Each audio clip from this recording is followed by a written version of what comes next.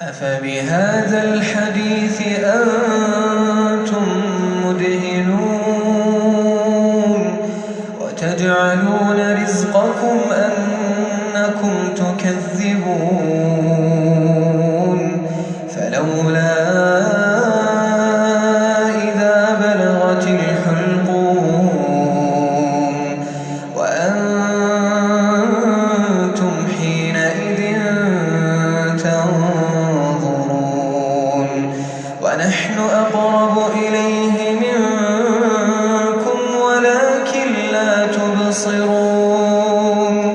فلولا إن كنتم غير مدينين ترجعون